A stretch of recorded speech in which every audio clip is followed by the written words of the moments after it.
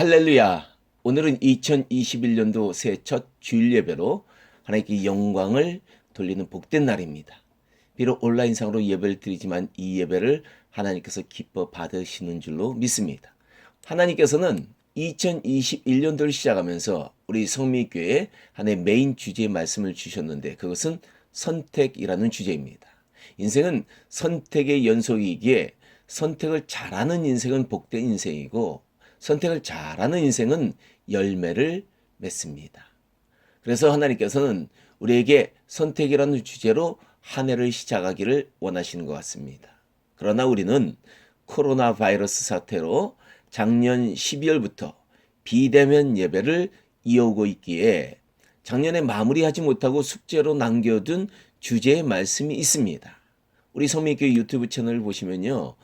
2020년 12월 6일자 설교가 마지막으로 업로드 되어 있습니다. 그때 말씀의 주제가 어떻게 하는 것이 하나님을 의지하는 것인가 였습니다. 사실 우리는 이 주제로 적어도 두세 번은 설교를 더해야 이 주제를 분명히 마무리 짓고 신년의 새로운 주제의 말씀에 집중할 수 있었는데 이 마무리가 안 된 것입니다. 이에 저는 앞으로 3주 동안 어떻게 하는 것이 하나님을 의지하는 것인가 라는 주제의 말씀을 계속적으로 나누고 선택이라는 올해의 주제의 말씀으로 옮겨가도록 하겠습니다. 아마 설날부터는 선택이라는 주제에 집중할 수 있을 것 같습니다. 저는 작년 11월 29일 설교에서 크리스천들이 의지하지 말아야 하는 3가지 것에 대해서 말씀드렸습니다. 그 첫째는 자기의 힘이나 자신의 명철 같은 자기 자신을 의지하지 말라라는 것이었습니다. 그리고 둘째는 자신에게 도움을 줄 수 있다라고 생각되어지는 사람들도 의지하지 말라는 겁니다. 셋째로는 자기 재물도 의지하지 말라고 말씀드렸습니다. 이런 것들은 우리가 절대로 의지할 것들이 못 된다는 겁니다. 오히려 예레미야서 17장 7절 말씀은요. 여호와를 의지하며 여호와를 의뢰하는 그 사람이 복이 있다라고 말하고 있습니다. 그렇습니다. 우리는 복의 근원 되시는 하나님을 의지해야 참된 복을 누리게 되는 것입니다. 그렇다면 어떻게 하는 것이 하나님을 의지하는 것일까요? 작년 12월 6일 설교에서 말씀드렸습니다. 그것은 하나님께 전적으로 맡기는 것이다 라고 말씀드렸습니다. 즉 우리 인생을 하나님께서 마음대로 굴려가시도록 인생의 운전대를 전적으로 하나님께 맡기는 것이다 라는 겁니다. 그래서 내 인생의 바퀴를 그분이 원하시는 것으로 그분이 마음껏 굴려가시도록 드리는 것이 맡기는 것이고 하나님을 의지하는 것이다 라고 말씀드렸습니다. 그런데 이때 많은 사람들이 빠지는 오류가 있는데 그건 뭐냐? 우리가 하고 싶은 일이 있으면 먼저 우리가 계획을 세우고 문제가 생기면 그때 가서야 하나님께 기도하고 하나님께 맡기려고 한다는 겁니다. 이것은 순서가 잘못된 것입니다. 정말로 하나님의 인도하심이 함께하는 인생은 계획부터 하나님께 보고하고 하나님의 응답을 받아서 그 인생의 계획을 세우고 하나님의 뜻에 따라서 우리가 세운 계획을 실행하는 인생입니다. 그러므로 2021년도를 시작하는 우리 성민교회 성도님들은요. 새로운 한 해의 계획을 세우실 때 하나님의 뜻을 정확히 구하면서 신년의 계획을 세우시기 바랍니다. 하나님의 뜻과는 상관없는 인간적인 계획은 절대로 세우지 마시기 바랍니다. 그런 계획은 세워보았자 바쁘기만 하고요. 분주할 뿐입니다. 그리고 여러 가지 문제들을 익히고 결국에는 열매 없는 한 해가 됩니다. 한마디로 한 해를 허송세월로 보내게 된다는 겁니다.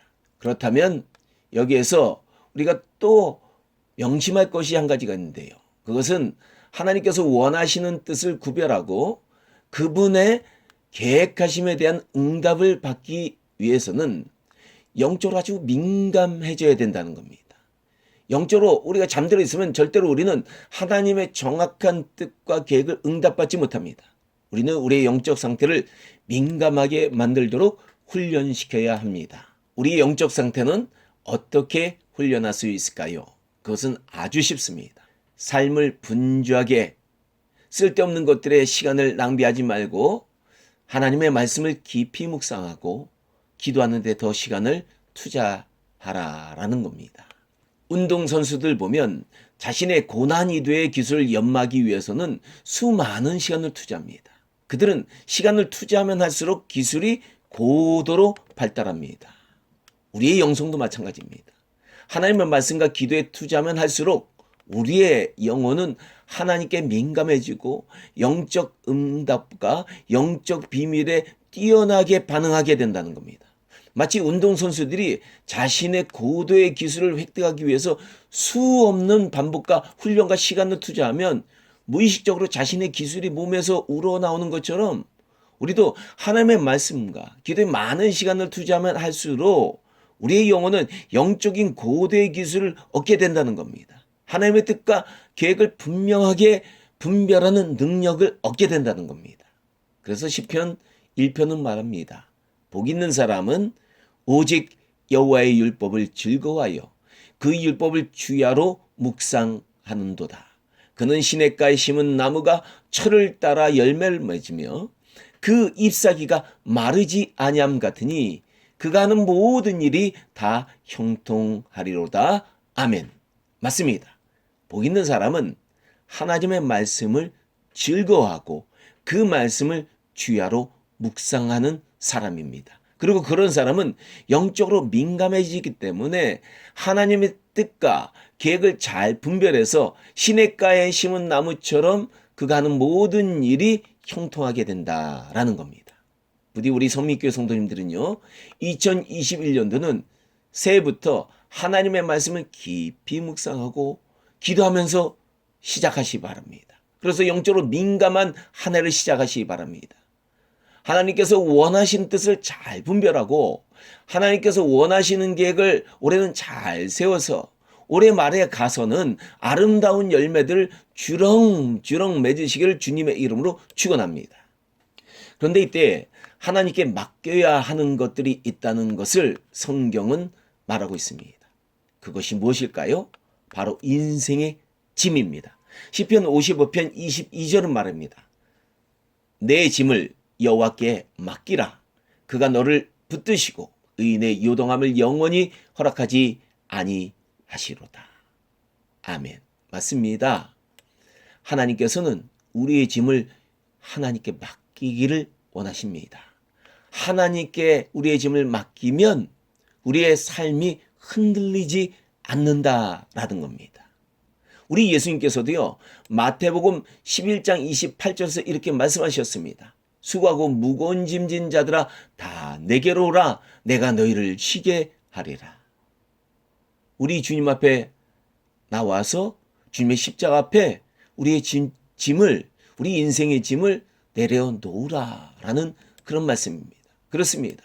하나님께서는 우리가 우리 인생의 무거운 짐을 하나님께 맡기기를 원하신다는 겁니다. 하나님은 우리가 모든 일을 스스로 걸머지고 몸부림치고 피땀 흘리기를 원하시지 않으신다라는 겁니다. 오히려 인생의 어려운 짐들을 하나님께 맡기고 가볍게 살기를 원하신다는 겁니다. 가난의 짐, 질병의 짐, 걱정의 짐, 자녀의 짐, 가정의 짐, 사업의 짐, 직장의 짐, 죄의 짐 등 모든 것을 주님 앞에 나와서 주님께 맡기기를 바라신다라는 것입니다. 오늘 본문의 말씀에서 다윗은요, 우리 하나님이 어떤 분인지 정확히 알려주고 있습니다. 우리 하나님은요, 날마다 우리의 짐을 져주시는 구원의 하나님이시다라고 말합니다. 어제는 우리의 짐을 져주셨지만 오늘은 안 져주시는 그런 분이 아니다라는 겁니다. 우리 주님은 날마다 우리 인생의 무거운 짐을 져주시는 하나님 아버지다라는 겁니다. 그러기에 우리는요, 이런 하나님을 찬송하지 않을 수 없다라고 다윗은 고백하고 있다라는 겁니다. 오늘 본문을 다시 읽어드리겠습니다. 날마다 우리의 짐을 지시는 주, 곧 우리 구원의 하나님을 찬송하리로다. 날마다 우리의 짐을 지시는 주, 곧 우리의 구원의 하나님을 찬송할지로다. 아멘. 사랑하는 우리 성민교회 성도 여러분, 우리 하나님은 우리 인간을 죄 많고 고난 많은 이 세상에 보내놓으시고 우리가 우리 죄 때문에 정말로 어려운 삶을 살고 있는 거예요. 그런데 이렇게 이 어려운 세상에 보내놓으시고 너무 안쓰러우셔서 그 인생의 무거운 짐들을 대신 짊어져 주시길 위해서 인간의 몸을 입으시고 이 땅에 오셨는데, 이분이 바로 누구십니까? 우리 예수님입니다. 예수님을 보면 우리는 하나님이 어떤 분인지 정확히 알 수 있습니다. 그분 심지어 우리 인간들이 저질러 놓은 그 더러운 죄의 짐까지 대신 져주시기 위해서 이 땅에 오셔서 십자가를 져주신 사랑의 하나님이시다, 사랑의 아버지시다라는 겁니다. 수고하고 무거운 짐을 진 자들은 다 와라, 그리고 그 짐을 내게 맡겨라 라고 위로하시고 격려하시는 하나님이십니다. 그리고 그 무거운 인생의 짐을 십자가 위에서 우리 대신 짊어져 주신 하나님이십니다. 바로 하나님을 의지하는 방법은 이 예수님께 우리의 죄의 짐을 비롯해서 인생의 온갖 짐을 맡겨드리는 겁니다. 이 짐들을 힘들게 우리가 짊어지고 가는 것이 아니라 우리는 그저 주님께, 주님, 저의 짐이 너무 무겁습니다, 그러니 저의 짐을 대신 져주세요 라고 하면서 전적으로 맡기는 것입니다. 세계에서 제일 높은 산들이 모여있는 히말라야 산맥에는요, 해발 8,000m가 넘는 봉우리가 14개가 있는데 이를 가리켜서 14자라고 합니다. 이 봉우리들을 완등하기 위해 수많은 사람들이 히말라야를 찾았지만 완등한 사람이 그리 많지 않다고 합니다. 그런데 이 히말라야 14자를 완등할 때 꼭 필요한 것이 있는데요. 그것은 히말라야의 산길을 잘 알고 그것을 안내해주는 세르파와 고산에서 짐을 대신 날라주는 좋은 짐꾼이 필요하다라는 겁니다. 그들이 없으면 제 아무리 뛰어난 등산가라도 산소가 희박하고 기후가 수시로 변하는 고산에서 정상에 올랐을지라도 하산하는 도중에 얼마든지 목숨을 잃을 수 있다는 겁니다. 그러므로 높은 산을 정복하기 원하는 등산가는 좋은 포처인 짐꾼을 만나는 것과 산길 안내자인 세르파를 만나는 것은 복 중에 복이다라는 것입니다. 우리 인생도 마찬가지입니다. 우리 인생길은 즐거운 하이킹이나 건강에 도움이 되는 조깅을 하는 그런 길이 아닙니다. 히말라야의 14자보다도 더 높은 곳을 향해서 날마다 나가는 어려운 영적 전쟁의 여정이기 때문에 우리에게도 등산가의 곁에서 무거운 짐을 지고 묵묵히 길을 안내해주는 세르파와 짐꾼이 절대로 필요하다는 겁니다. 그리고 이들에게 우리의 무거운 짐을 맡겨야 한다는 겁니다. 성경은 바로 하나님께서 이들처럼 우리 인생의 어려운 짐들을 대신 짊어져 주시고 우리의 인생의 길을 안내해 주시기를 원하시고 계신다 라고 알려줍니다. 하나님처럼 좋은 인생의 안내자와 포터가, 짐꾼이 없다라는 겁니다. 부디 새해를 시작하는 우리는요, 2021년도에는 인생의 무거운 짐들 다 주님께 내려놓고 가볍게 시작하시기를 바랍니다.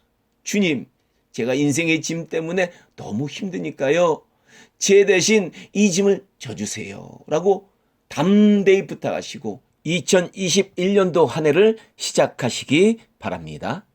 이제 말씀을 마치겠습니다.